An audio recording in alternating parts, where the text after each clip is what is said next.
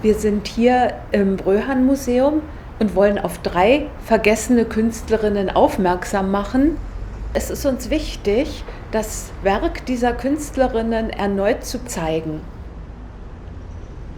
Mein Name ist Susanne Haun, ich bin Künstlerin und Kunsthistorikerin und präsentiere im Bröhan-Museum die Keramikdesignerin Margarethe Heimann-Löwenstein-Marx.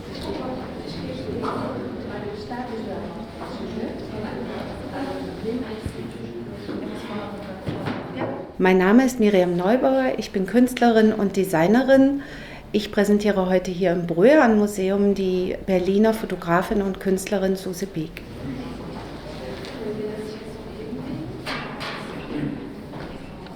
Mein Name ist Anna Wittner, ich bin Kunsthistorikerin und hier im Bröhan-Museum präsentiere ich als Botschafterin die Bildhauerin Tina Heim-Venture.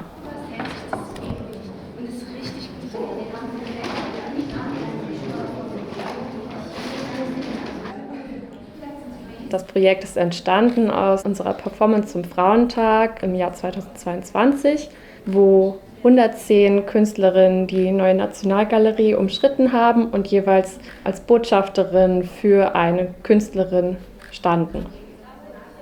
Wir haben uns damals auf Künstlerinnen, die zu Beginn des 20. Jahrhunderts tätig waren, konzentriert. Über diese Künstlerinnen haben wir uns informiert, recherchiert.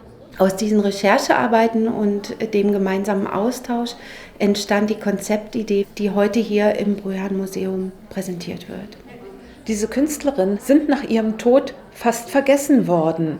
Heute wollen wir durch Texte, Zitate und im Gespräch diese Künstlerin neu vorstellen und der Öffentlichkeit die Möglichkeit geben, weiter über diese Künstlerin Informationen einzuholen und sich durch ihr Leben zu lesen. Ja, es ist cool, auch damit es nicht so schwer ist, wenn es zu schnell passt. Auf dem Infotisch von Margarethe Heimann-Löwenstein-Marx habe ich verschiedene Dinge mitgebracht, die dem Publikum diese große Designerin näher bringen sollen. In ihrer eigenen Manufaktur beschäftigte sie um die 100 Mitarbeiterinnen. Diese Mitarbeiterinnen setzten ihre künstlerischen Entwürfe um. Es wurden Gipsformen hergestellt und die Keramiken in limitierten Editionen gegossen. Das entsteht dadurch, indem man... Um mich dieser Künstlerin näher zu fühlen, habe ich Gipsformen von einem ihrer Schalen erstellt und versucht nachzuvollziehen, welche Probleme es gibt, solche Formen zu erstellen. Einer ihrer größten designerischen Leistungen ist der Scheibengriff. Und ich habe hier diese Form, man kann gucken, was nötig ist. Man braucht Luftschächte, um eben diesen Griff zu gießen. Was ich erwähnenswert finde, ist, dass die Werkstätten, die HL-Werkstätten von Margarethe Heimann-Löwenstein-Marx vor den Toren Berlins standen und immer noch stehen. Und ihre private Wohnung war in Tempelhof, die Großstadt Berlin und das Dorf Marwitz. Diese Kombination hat mich sehr fasziniert. Dass Frauen zwischen Familie und Arbeit pendeln, dachte ich, wäre ein Thema unserer Zeit.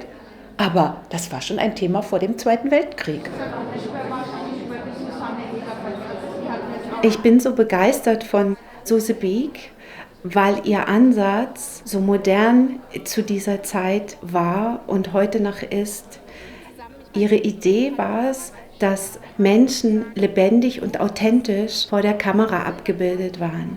Ihre Porträtaufnahmen zeichnen sich ganz besonders durch einen sehr minimalistischen, aber extrem tiefen Hintergrund aus.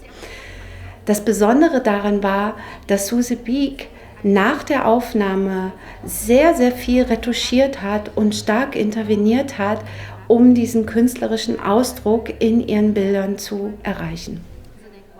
Um die 20er und 30er Jahre des letzten Jahrhunderts war Suse Beek sehr erfolgreich und zunehmend bekannt und auch begehrt als Porträtfotografin für die Oper, aber auch für Familienaufnahmen, Kinderaufnahmen und generell künstlerische Arbeiten. Sie hat sich stark dem abstrakten Theater und der abstrakten Performance-Fotografie zugewendet Und aufgrund ihrer hohen Auftragslage war es ihr möglich, 5 Angestellte zu beschäftigen. Darunter waren auch zahlreiche Auszubildende, denen sie es ermöglichte, bei ihr die Fotografinnenausbildung zu absolvieren. Susie Beeks Arbeiten müssen im Museum gezeigt werden, denn sie sind stark geprägt von der damaligen Entwicklung des Films und der Filmrolle. Sie konnte Menschen in Bewegung durch die Filmkamera aufnehmen und hat daraus Fotos entwickelt. Tina Haim-Venture war eine Bildhauerin, die in Berlin vor allem in den 1920er Jahren tätig war und viele Persönlichkeiten aus verschiedensten Bereichen, aus der Wissenschaft, aus der Kunst, auch KünstlerInnen, KollegInnen porträtiert hat. Tina Haim-Venture hat zum einen sehr realistisch die Gesichtszüge der Porträtierten ausgearbeitet, auch sehr fein und auch sehr klassisch. Im Gegensatz dazu hat sie aber andere Teile der Büsten eher roh belassen, sodass man ja auch die Struktur des Materials noch gut erkennen kann. Sie ist sehr weit gereist durch Asien, was mich sehr fasziniert hat. Denn während ich mich mit dieser Künstlerin beschäftigt habe, war ich auch für ein halbes Jahr in Asien unterwegs. Zwar nicht in den gleichen Ländern, aber trotzdem habe ich da so eine gewisse Nähe gespürt zu ihrer Reise. Bereits bei der Online-Recherche ist mir aufgefallen, wie komplex Tina Haim-Ventures Lebensweg war. Ich bin auf Zeitungsartikel von damals gestoßen, zum Beispiel aus Hongkong oder aus Bali, wo sie künstlerisch sehr aktiv war. Ich habe eine interaktive Karte erstellt, um einfach zu visualisieren, wie weit sie gereist ist. Es ging ja dann noch weiter für sie bis nach Australien, wo sie die letzten ungefähr 30 Jahre ihres Lebens verbracht hat und auch künstlerisch tätig war. Sie hat dort auch ausgestellt, sie hat Aufträge bekommen, sie hat Preise gewonnen. Und es ist auch heute noch ein Künstlerinnenpreis nach ihr benannt.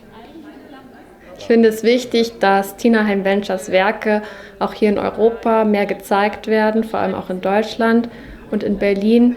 Sie war zum Beispiel auch die einzige, die Käthe Kollwitz bildhauerisch porträtiert hat.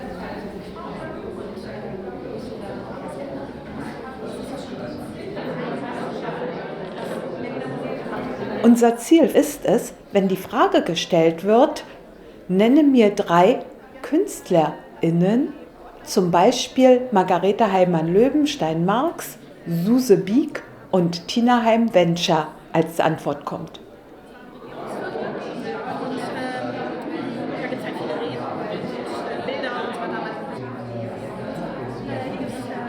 Alles wird sich ändern, wenn die Künstlerinnenperspektive in die kunsthistorische Betrachtung einbezogen wird. Fair Share, mehr Sichtbarkeit für Künstlerinnen.